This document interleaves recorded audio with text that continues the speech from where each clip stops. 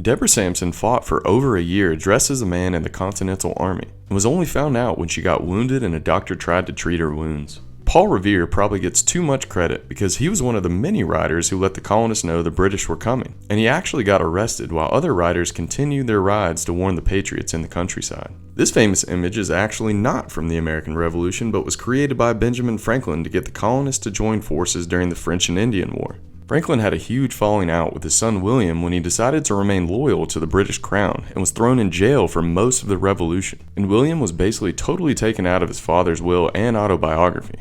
Americans actually paid less taxes than their British counterparts, but it was probably that whole without representation thing that was making them angry. The rebel group, the Sons of Liberty, tarred and feathered tax collectors and other loyalists, while the Daughters of Liberty used molasses and flour. Also, tarring and feathering is way worse than I imagine it in my head. Watch the clip in HBO's John Adams series if you haven't already. Both sides in the war had incredibly intricate and complicated spy rings that were made up of patriots and loyalists from all walks of life. General George Washington actually lost more battles than he won, and at one point during the war, there was a secret plot to assassinate and remove Washington as the commander-in-chief. The famous French general Marquis de Lafayette admired Washington so much that he named his son after him. After the famous crossing of the Delaware depicted here, Washington and his troops carried out a successful surprise attack on some hungover Hessian mercenaries on Christmas night. The next morning, they won the Battle of Trenton. After being kicked out of the Prussian army for alleged homosexuality, Baron von Steuben became one of the most successful colonial military officers, and the military used his training manual up until the War of 1812. The British, not the Americans, promised slaves their freedom if they fought for their side.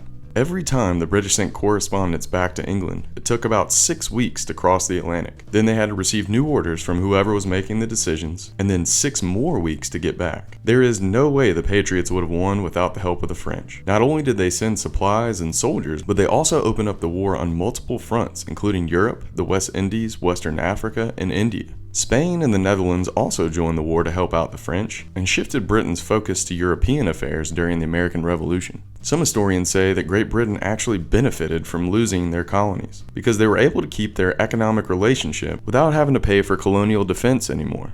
An estimated 8,000 American soldiers died in combat during the war, but an estimated 17,000 soldiers died from disease. After the war ended, many loyalists were given back their landholdings and any seized possessions in order to help the country get back on track and prevent future infighting. Some historians call the battle between the Patriots and the Loyalists in the American Revolution the First American Civil War. What do you think?